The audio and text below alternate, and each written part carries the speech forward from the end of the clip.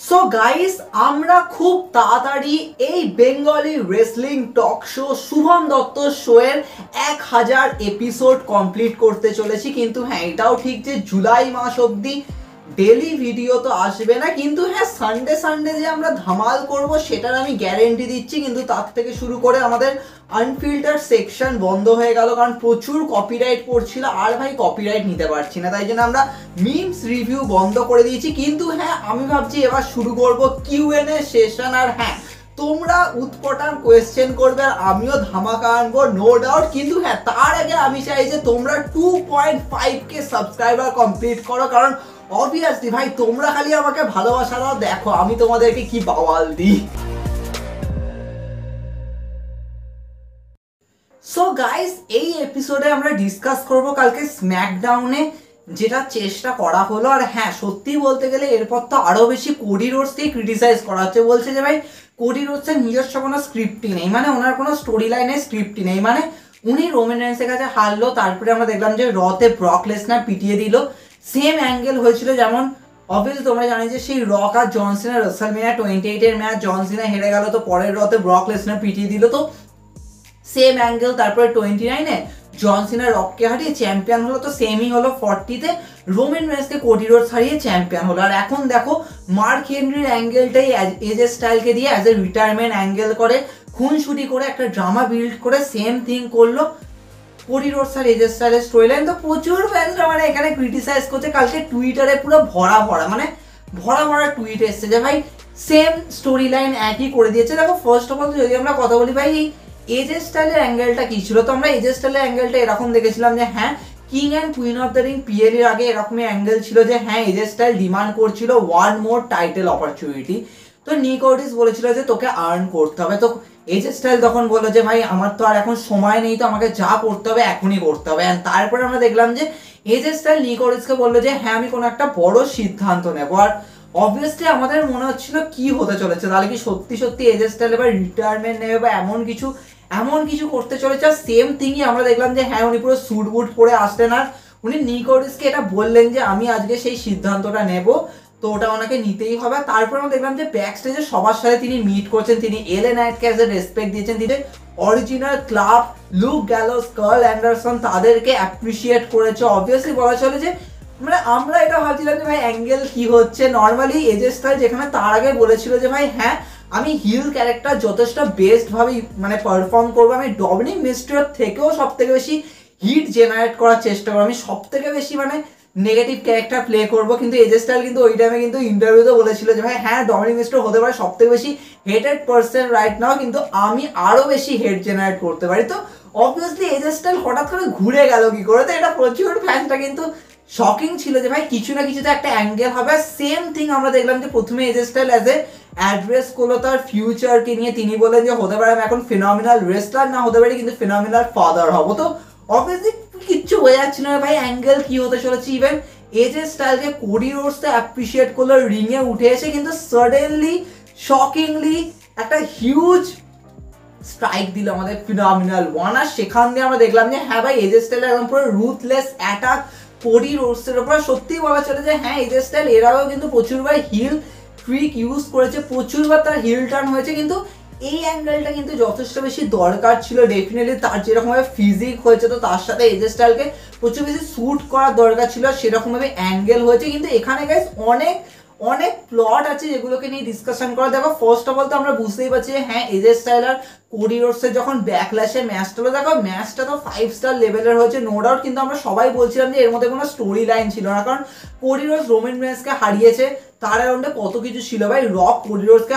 মানে কিভাবে বাঁধা হয়ে দাঁড়িয়েছিল রক কোডি রোডসের সামনে, তো সেখানে কোডি রোডস সব কিছুকে সাইডে রেখে মানে সবকিছুকে মানে তোলপাড় করে দিয়ে ফাইনালি রোমান রেন্সকে হারিয়েছিল। তারপরে কোডি রোডসের সামনে কোনো বড় থ্রেট আসেনি। হ্যাঁ লোগান পল অনেক কিছু ইউজ করেছে, লোগান পল নিজের যে ওই ব্রাশ নাকেলের ইউজটা, তো সেই অ্যাঙ্গেলটা দেখিয়ে অবভিয়াসলি বলা চলে ওই ম্যাচটা যথেষ্ট ভালো ফিল দিয়েছে। কিন্তু এজে স্টাইল আর কোডি রোডসের ম্যাচ কিন্তু ব্যাকল্যাশে জাস্ট একটা ম্যাচ হয়েছে, জাস্ট একটা রেসলিং ম্যাচ, কোনো আমরা স্পেশাল কিছু দেখিনি। হ্যাঁ দুজন প্রোমো কাট করেছে, ব্যাস ওইটুকুনি। তো আমার মনে হয় যে হ্যাঁ আমি এটা বলেও ছিলাম যে দেখো এজে স্টাইলকে আমার মনে হয় যে আরেকবার কোডি রোডসের সামনে নিয়ে আসা দরকার, কারণ যেরকম ভাবে এজে স্টাইল নিজে বলেছিল যে আমার আরেকটা সুযোগ চাই, আর নিক ওডিস বলেছিল যে তোকে আর্ন করতে হবে। তো এজে স্টাইল মানে সিধে আঙুলে ঘি না উঠলে আঙুল দেখাতে হয়, তো এজে স্টাইল ওই পদ্ধতি ইউজ করেছে। তো সেক্ষেত্রে অবভিয়াসলি এটা খুব দরকার ছিল। কিন্তু হ্যাঁ আমি কিন্তু পুরো ডিটেলসে ডিসকাস করেছিলাম যে কোডি রোডসের সাথে কার ম্যাচ হতে পারে, সেখানে আমি প্রথমেই আমার মনে হয় যে হ্যাঁ আমি প্রথমেই এজে স্টাইলকে নিয়ে কথা বলেছিলাম, আর লাস্টে বলেছিলাম এলএ নাইট হতে পারে। কিন্তু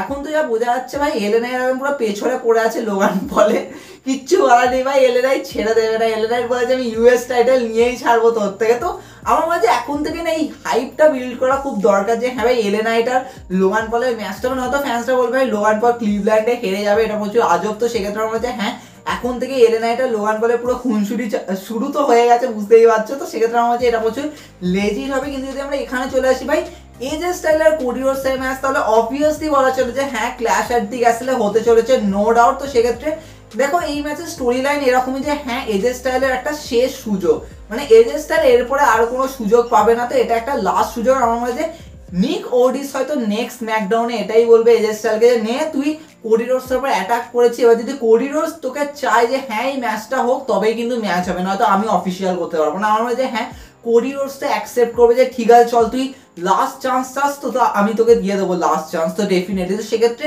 কোডি রোডস আর এজে স্টাইলের ম্যাচটা ওইভাবে অফিসিয়াল হবে। কিন্তু নিক ওডিস এটাই বলবে যে যদি তুই হেরে যাস তাহলে তুই আর কোডি রোডসের এগেনস্টে ম্যাচ পাবি না, তুই আর কোনো টাইটেল অপরচুনিটি পাবি না, তো এটা তোকে মানতে হবে। আমার মনে হচ্ছে এরকম ভাবে অ্যাঙ্গেল হতে পারে কোডি রোডস আর এজে স্টাইলের ম্যাচটা। কিন্তু হ্যাঁ এটাও ঠিক যে প্রচুর ফ্যান্সরা না এখানে ডিমান্ড করছে যে এই ম্যাচটা কোনো স্টিপুলেশন দাও, কারণ ডেফিনেটলি দেখো আমরা 5 স্টার ক্লাসিক ম্যাচ এজে স্টাইল আর কোডি রোডসের মধ্যে পাবো, নো ডাউট। কিন্তু একটা স্পেশাল হাইপ দেওয়া দরকার যে হ্যাঁ এই ম্যাচটা এমন কিছু হবে যেখানে এজে স্টাইলের ফেভারেও যেতে পারে। তাই জন্য আমার মনে হয় হ্যাঁ এই ম্যাচটা লাস্ট ম্যাচ স্ট্যান্ডিং হতে পারে, বা এমন কিছু স্টিপুলেশন হতে পারে যেখানে পিন হবে না, কিন্তু সেক্ষেত্রে আমরা ভাববো যে হ্যাঁ সত্যি কি তাহলে এজে স্টাইল জিততে পারে। তো এরকম কিছু অ্যাঙ্গেল হওয়া দরকার, নয়তো জাস্ট নন ডিসকোয়ালিফিকেশন। আমরা সবাই জানি যে এই ম্যাচের মধ্যে ইন্টারফারেন্স হবে, এই ম্যাচের মধ্যে এজে স্টাইল হয়তো লো ব্লো মারবে, অনেক কিছু করবে, কারণ অবভিয়াসলি হিল টেকনিক ইউজ করে। প্লাস গাইজ লুক গ্যালোস আর কার্ল অ্যান্ডারসন কিন্তু কালকে কিন্তু সবাইকে মানে সাইড করে দিচ্ছিল যখন এজে স্টাইল কোডি রোডসের উপর অ্যাটাক করছিল। তাই জন্য বলা চলে যে হ্যাঁ আবার সেই ক্লাব বিল্ড হবে। তো ডেফিনেটলি আমার মনে হয় যে হ্যাঁ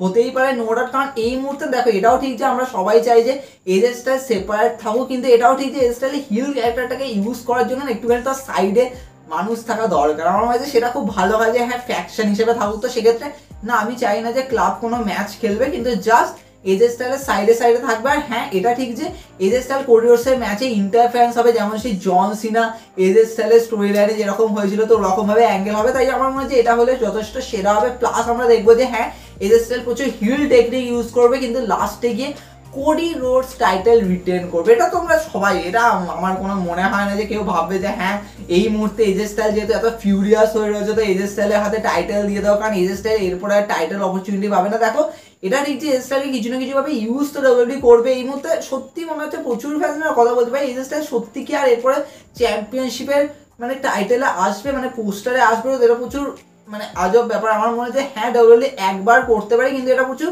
শকিংলি হবে যে হ্যাঁ এজে স্টাইলের কাছে টাইটেল তো আসবে কিন্তু সঙ্গে সঙ্গে চলে যাবে। আমার মনে হয় এরকম অ্যাঙ্গেল হবে, কারণ এজে স্টাইলে আবার সেই 365 রেন যেরকম সেইবারে হয়েছিল, তো ওরকম মনে হয় না যে ডব্লিউডব্লিউই দেবে। কিন্তু করতেই পারে যে হ্যাঁ এজে স্টাইলের রিটায়ারমেন্টটা হয়তো এইভাবেই হবে যে উনি টাইটেল হারবেন, তো ওটাই ডব্লিউডব্লিউই থেকে এজে স্টাইলের রিটায়ারমেন্ট হবে, তো সেটা একটা ক্লাসিক হতে পারে। কিন্তু এই মুহূর্তে যদি আমরা ভাবি তাহলে অবভিয়াসলি এজে স্টাইল টাইটেল তো জিতবে না, কিন্তু এটাও ঠিক যে এজে স্টাইল আর কোডি রোডসের ম্যাচ অবভিয়াসলি হাল্লা বল লেভেলের হবে, নো ডাউট গাইজ।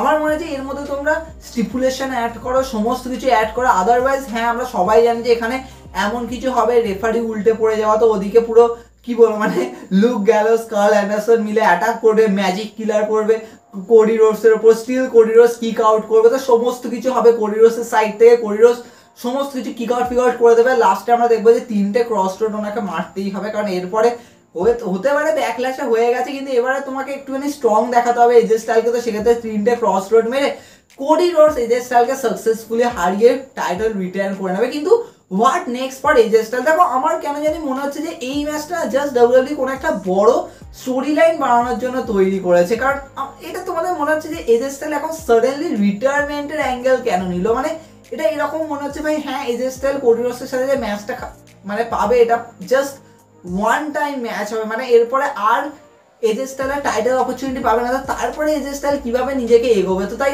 আমার তো গাইস মনে হচ্ছে যে এটা পুরো অ্যাঙ্গেল হবে এজে স্টাইল আর নিক ওডিসের ফিউড, যেরকম ভাবে ডব্লিউডব্লিউ সেই সময় করেছিল এজে স্টাইল আর শেন মিকম্যানের ফিউড। তোমরা সবাই জানো সেই সময় কি হয়েছিল, এজে স্টাইল টাইটেল হেরেছিল, তারপরে এজে স্টাইল অপরচুনিটি চেয়েছিল, কিন্তু শেন মিকম্যান বলেছিল হ্যাঁ তোকে আর্ন করতে হবে, কিন্তু উনি আর্ন করতে পারেননি। তো তারপরে এজে স্টাইল খেপে গেছিল, শেন মিকম্যানের উপর অ্যাটাক করেছিল, তো সেখান দিয়ে রাসেলমেনিয়া ম্যাচ সেট হয়েছিল। তাহলে কি ডব্লিউডব্লিউ এরকম করবে যে সামার স্ল্যামে নিক ওডিস অ্যান্ড এজে স্টাইলের ম্যাচ হবে, কিন্তু এটা অ্যাঙ্গেলটা অনেকটা এরকম হবে যে হ্যাঁ এজে স্টাইল ক্ল্যাশের ঠিক আছে হেরে তো যাবে, আর তারপরে এজে স্টাইল ফিউরিয়াস হয়ে আছে, আর অবভিয়াসলি নিক ওডিস বলবে যে যেটা হওয়ার ছিল সেটা তো হয়ে গেছে, তুই আর কোনো টাইটেল অপরচুনিটি পাবি না, তোকে ওয়েট করতে হবে, তোকে অপরচুনিটি আর্ন করতে হবে।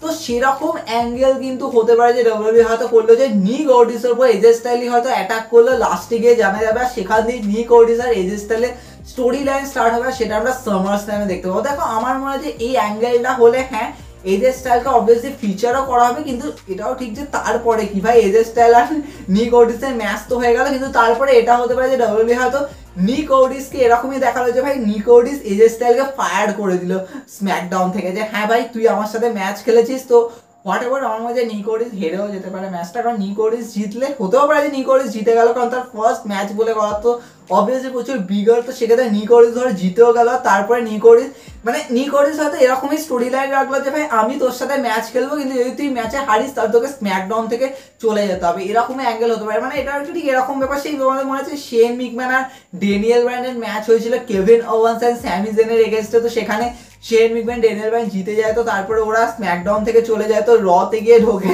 তো ওরকম অ্যাঙ্গেল গাইস ডব্লিউডব্লিউ করতে পারে যে হ্যাঁ এরকম হবে যে নিক ওডিস এজে স্টাইলকে ফায়ার করে দেবা, সেখান দিয়ে অ্যাডাম পিয়ার্স আবার এজে স্টাইলকে নেবে দিয়ে রতে আসবা, সেখান থেকে রর মধ্যে ওয়ার্ল্ড ওয়াইড টাইটেলের এগেইনস্টে তিনি স্টোরি লাইন দেবেন। তো আমার মনে হয় এটা একটা পারফেক্ট স্টোরি লাইন হতে পারে এজে স্টাইলের জন্য। তবে তোমাদের কি মনে হয় গাইস, তোমরা সেটা কমেন্টে জানাবে, কারণ আমার মনে হয় যে এখানে প্রচুর হিউজ হাল্লা বল থিং হবে। আর এজে স্টাইলকে এখন একটা স্টোরি লাইনে তো রেখেছে, হতে পারে তিনি টাইটেল জিতবে না, কিন্তু অ্যাটেনশন রেখেছে। আমার মনে হচ্ছে এটা খুবই দরকার যে ভাই হ্যাঁ এজে স্টাইলকে তোমরা মেজর স্টোরি লাইনে রাখো, একটুখানি মানে ফিল করা, তো সেটা খুবই দরকার। তবে তোমাদের কি মনে হয় তোমরা সেটা কমেন্টে জানাতে পারো। অনেক ডিসকাশন তো হবে, হ্যাঁ আজকে অনেক ডিসকাশন হবে, দেখা হবে নেক্সট এপিসোডে।